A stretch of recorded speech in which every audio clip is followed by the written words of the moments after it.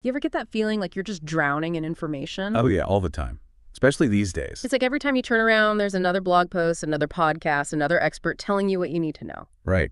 And it can be tough to figure out what's actually valuable and what's just noise. Exactly. So Mhm. that's what we're doing with this deep dive. We're cutting through all that clutter and getting right to the good stuff. We're diving deep into a book that I think you'll find really fascinating. It's called The Perfect Sales Presentation by Robert L. Shook. Ooh, a book about sales. Now, before you skip ahead thinking, that's not for me, hear me out. Trust me, this is about so much more than just selling a product. What's so cool about this book is that it's not just one person's perspective.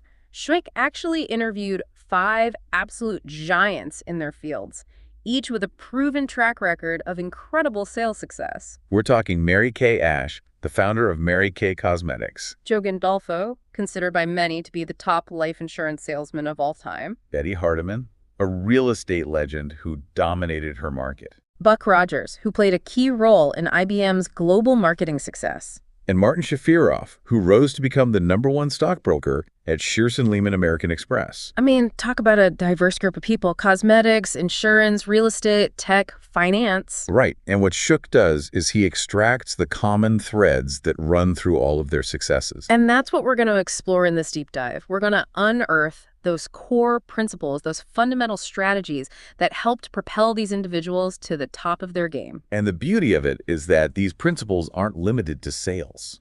Exactly. This is about understanding people Persuasive communication. and ultimately how to achieve your goals, whatever those goals may be. Think of this as like a cheat sheet, decades of experience distilled down to actionable insights you can use in your own life. Love it. So let's get started. The book kicks off by introducing us to Michael Baker, kind of a composite character based on those 5 experts, who embodies the perfect salesperson. And right from the get-go, Shook emphasizes the importance of preparation. Okay, so what kind of preparation are we talking about here? Well, for Baker, it starts with meticulously qualifying his prospects. He wasn't just talking to anyone and everyone. He had specific criteria. Precisely.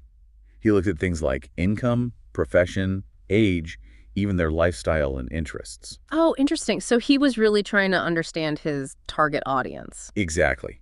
He was focusing his efforts on the people who were most likely to be a good fit for what he was offering. And crucially, he prioritized referred leads. Referrals. Yep, leads that came from people he already had a relationship with or who had been recommended by someone he trusted. It's the power of social proof. Makes sense. If someone you know recommends something, you're much more likely to check it out. Exactly. It built instant credibility and trust. Now, after qualifying his prospects, Baker's next step was securing the appointment. Getting past the gatekeeper, right. Well, that's a skill in itself. But Baker had some very specific telephone techniques he used to navigate that. Like what? Well, he'd always clearly identify himself and his company. He'd then ask a simple question, like, is he in? Rather than launching into a long explanation. Smart. And if he encountered resistance, he'd politely but firmly assert the value of the call without giving away too many details. So creating that sense of intrigue. Exactly.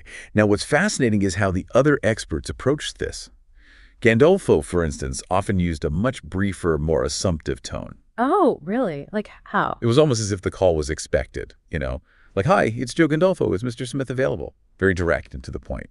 Interesting. So different styles, but still effective. Exactly. Yeah. Shafiroff would often lean into a more personal, even confidential approach, like, I have some information that could be of great interest to Mr. Jones. Is this a good time to speak briefly? Sparking curiosity, you see. Very clever. And Hardiman, in real estate, was often very direct. She'd say something like, I have some information regarding your property that I need to discuss with you personally. When would be a good time to call back? Framing it as a matter of importance related to their home. So she's tapping into something that's already top of mind for them. Exactly. And then you have Rogers, who could often leverage the sheer weight of the IBM name. Sometimes just mentioning his affiliation was enough to get his foot in the door. Right. That instant recognition and credibility. It's a reminder that there isn't one right way to do this. The key takeaway is that you need to value the prospect's time, be persistent, and tailor your approach to the specific context. So it's about understanding your audience and the situation. And then, of course, there's the mental preparation, which might seem obvious, but I think it's often overlooked. Oh, absolutely. Mary Kay Ash and Buck Rogers were both huge advocates for the power of a positive mindset. Yeah, I've heard that Mary Kay was all about putting on a happy face no matter what. That's right. She believed that your attitude was contagious and that projecting positivity was crucial for success in any interaction. And Rogers really emphasized the importance of self-confidence, which stems from thorough preparation and a deep understanding of what you're offering. Right, that confidence comes from knowing your stuff inside and out. Exactly. Mm. And when you're confident, you're more likely to handle objections effectively, stay focused on your goals, and ultimately close the deal. So you've laid the groundwork, you've got the appointment, and you're in the right frame of mind. What happens next? Well, now we move into part 2. Yeah. The perfect sales presentation itself. And it all starts with creating initial interest. That first impression. You got it. And the experts in the book had some really creative and effective ways of doing that. Baker, for example, often used a story. He'd tell a story about the U.S. Patent Office. A story about a patent office. How does that tie into sales? Well, the story was about how someone once went to the patent office and declared that everything that could be invented had already been invented. Oh, wow. I see where this is going. Exactly. Yeah. And Baker would use this story to make the point that there's always potential for something new, something innovative. It got people thinking about possibilities. Very clever. What about the others? Gandolfo often went straight to a potential benefit. He'd start by talking about how his clients could save money on taxes. Appealing to their financial well-being right off the bat. Precisely. Rogers, being from IBM, would focus on solutions. He'd talk about how IBM could help businesses improve profits and productivity. Makes sense. Ash, of course, would immediately establish her expertise in beauty and skincare. Right. Letting people know she was the authority in that field. And Gandolfo was also known to directly highlight his credentials, letting prospects know about his impressive track record. So establishing that credibility early on. Absolutely. And Hardiman emphasized her deep knowledge of the local real estate market and her commitment to finding the perfect property for her clients. So it's about demonstrating your value right from the start. Exactly. Whether it's through a story, a benefit, your expertise, your credentials, or your commitment, you need to immediately show the prospect why they should listen to you. And once you've got their attention, what's the next crucial step? It's the fact-finding session. This is where you really start to understand the prospect's specific needs and challenges. So moving beyond the surface level. Precisely. And the experts in the book were all masters of asking thoughtful and targeted questions to uncover those needs. Give me some examples. Well, Baker would ask about things like their clothing preferences, their travel habits, the clothes they already had in their wardrobe. He was trying to get a complete picture of their lifestyle. Wow, really detailed. Gandolfo's questions were incredibly broad. He'd ask about existing insurance coverage, age, health, family situation, financial goals, even their feelings about life insurance. He wasn't afraid to go deep. Not at all. He believed that the more information you have, the better you can tailor your approach. Hardiman focused on understanding the prospect's ideal home. So what kind of property they were looking for, their budget, that sort of thing. Exactly. She'd ask about the type of home, family needs, school district's price range, style preferences, even the age of the house. Really digging into the details. And Rogers, naturally, would ask questions related to the prospect's business goals, their order processing systems, any inventory problems they were facing. So he was trying to identify those pain points, those areas where IBM could provide a solution. You got it. And underpinning all of this is the crucial importance of listening. Not just hearing, but really listening. Joe Gandolfo was adamant about this. He'd say, you're not really listening if you're just waiting for your turn to speak. Mm-hmm. You need to genuinely absorb what the prospect is saying, understand their perspective, and then use that information to tailor your presentation. So it's a two-way conversation, not just a monologue. Exactly. And that leads us to the next stage, presenting the product or concept. And this is where you demonstrate how what you offer directly addresses the needs you've just uncovered. So how did the experts in the book approach this? Well, Baker would use physical swatches to show the quality of his clothing and highlight specific benefits. He might talk about wrinkle resistance or the durability of the fabric. Making it tangible. Exactly. Gandolfo and Shafirov, who were selling more intangible products, focused on concept selling. They'd emphasize the core value and the need their product fulfilled before diving into the specific details. Interesting. So painting a picture of the solution first.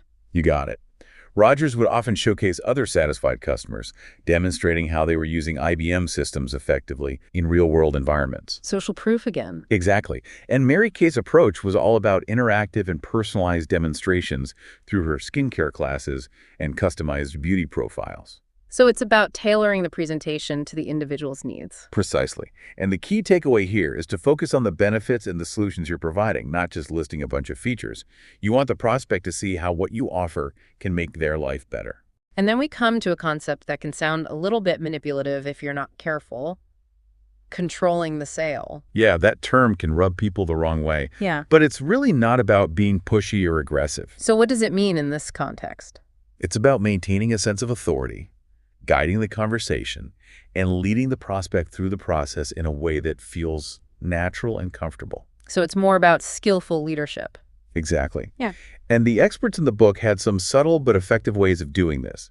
Baker would use what he called little orders. Little orders? What are those? They were small, seemingly insignificant requests designed to keep the prospect actively engaged and subtly in a state of agreement.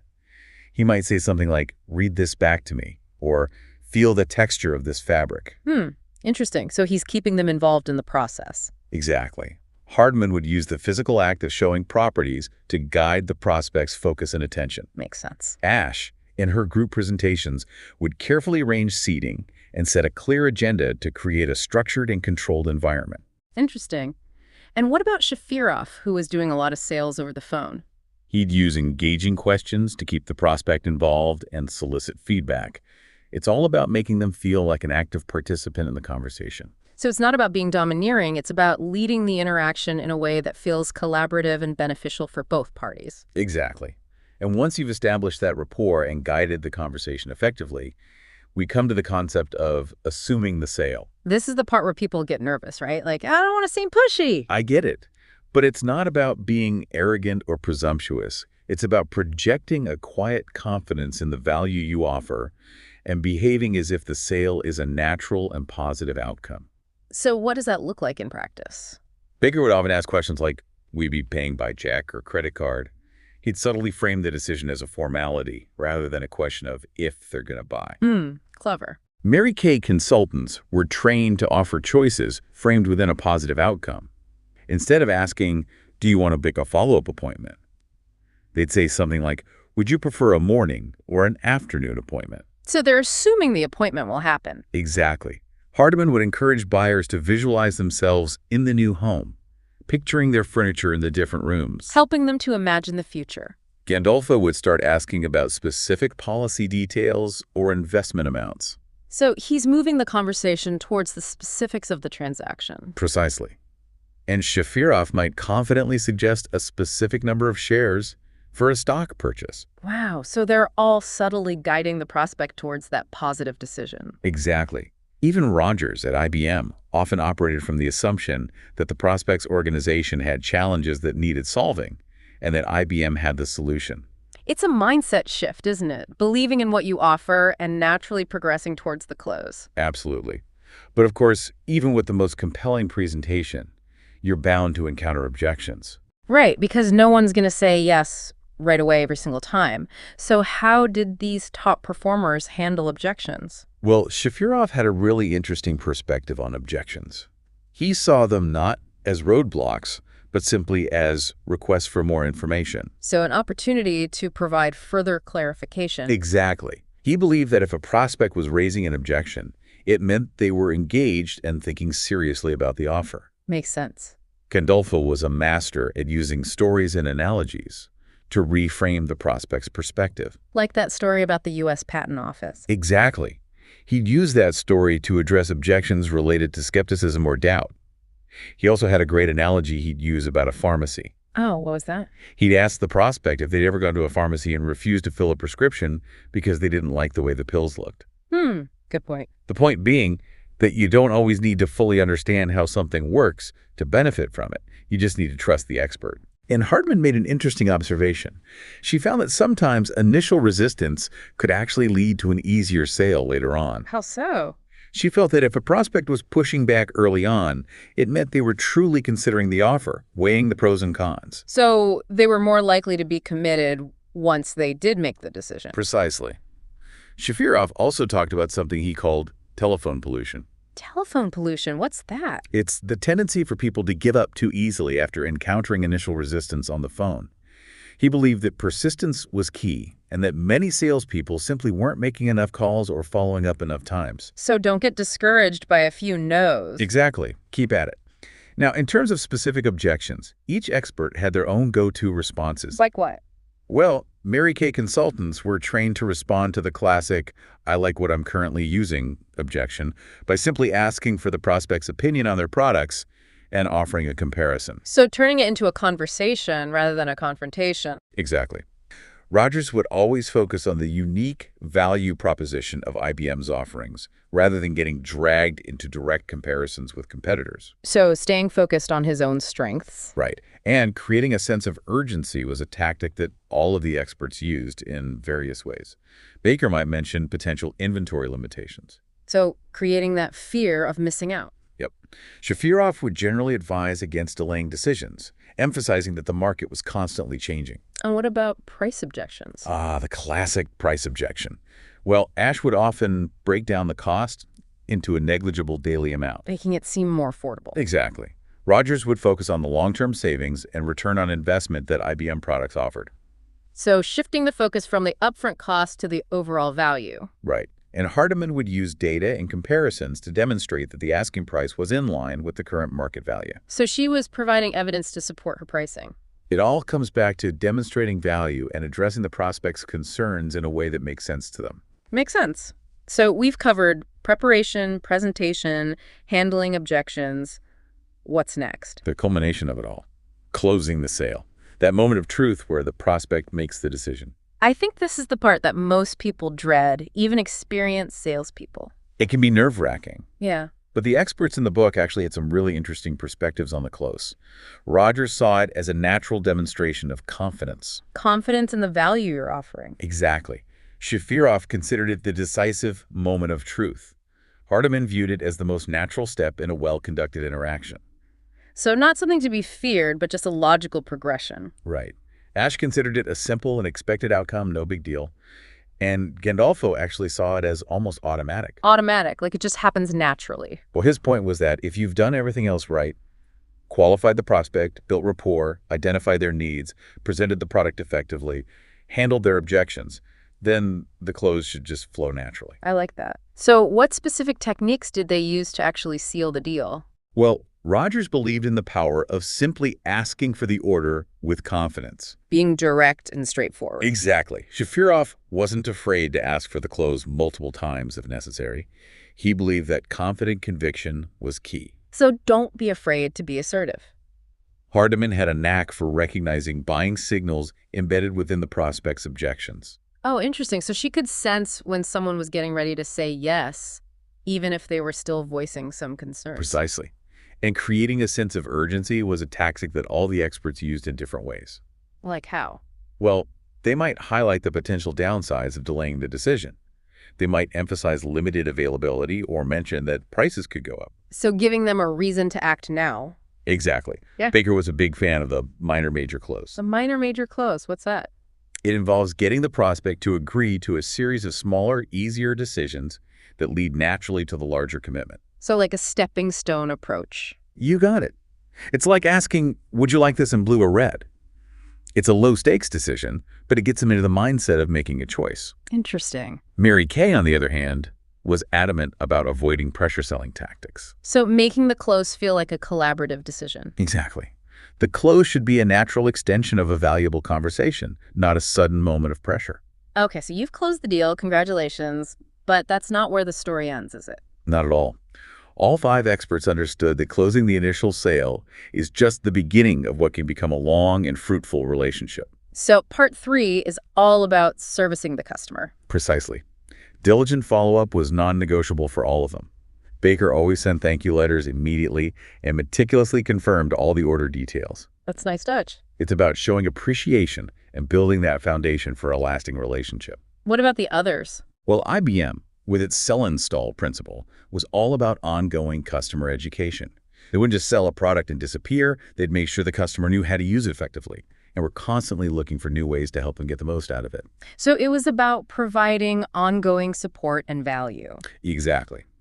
Shafirov believed that repeated transactions were the foundation of lasting client relationships.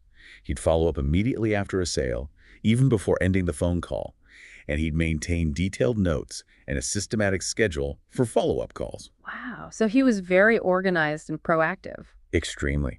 And Hardiman, being in real estate, was all about constant communication. She'd keep her clients updated on the status of their listings, inform buyers about their loan progress, and even assist with move-in details and provide valuable community information. Going above and beyond. Exactly. And she'd often give housewarming gifts as well, just a little something extra to show her appreciation. So thoughtful. And Mary Kay consultants were trained to schedule follow-up facials and proactively call their customers to ensure they were happy with their purchases. They were also very accommodating with exchanges and refunds. So they made it easy for customers to do business with them. Absolutely. And another crucial aspect of their customer service philosophy was promptly addressing any problems that arose. Right, because things don't always go perfectly. Baker and Shafirov both believed in delivering bad news with the same urgency as good news. They felt it was important to be transparent and upfront, even when things weren't ideal. So no hiding from problems. And Rogers, at IBM, emphasized the importance of proactive check-ins, even when everything was running smoothly. It was about staying top of mind and demonstrating that you care. So it's not just about fixing problems when they arise, it's about preventing them in the first place. Precisely. And the rewards for this exceptional level of service were clear. Repeat business, valuable referrals, a loyal client base, and less buyer's remorse. Right, because when people feel valued and taken care of, they're more likely to come back for more. Absolutely. IBM even had formal principles of service, including respect for the individual, a commitment to providing the best possible service, striving for excellence in everything they did, and ensuring rapid responsiveness to any customer concerns. Wow, so they really had a company-wide culture of service. They understood that neglecting customer service was incredibly short-sighted and inevitably led to losing business to competitors. It makes sense. If you don't take care of your customers, someone else will. Precisely. Okay, so we've covered a lot of ground here. What are the key takeaways from all of this? What can our listeners, regardless of their profession, learn from these sales masters? Well, I think the most important takeaway is that these aren't just sales techniques. They're fundamental principles of effective human interaction. So they can be applied in any context. Absolutely. Whether you're negotiating a deal, giving a presentation, trying to persuade someone to see your point of view, or simply building stronger relationships, these principles can help you achieve your goals. Can you break it down for us? Sure.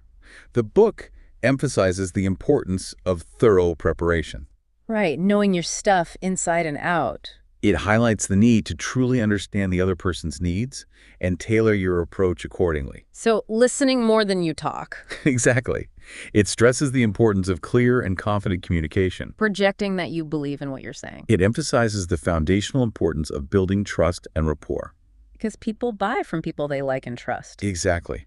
And it underscores the value of persistence, even when you encounter obstacles or resistance. Never give up. And finally, it emphasizes the absolute necessity of providing exceptional value and delivering outstanding service. Going above and beyond to exceed expectations. Precisely. So, to sum it all up, the perfect sales presentation is about much more than just closing deals. It's about understanding people, connecting with them on a deeper level, and building relationships that are mutually beneficial. It's about mastering the art of persuasive communication and achieving your goals, whatever they may be. And as you go about your day-to-day, think about this. How can you apply even just one or two of these principles to improve your interactions and achieve better outcomes? Whether you're at work, at home, or out in the world, these insights can make a real difference. So much great food for thought. Thanks for joining us for this deep dive into the perfect sales presentation. We hope it sparks some new ideas and giving you some valuable tools to take your communication and persuasion skills to the next level. We'll see you next time.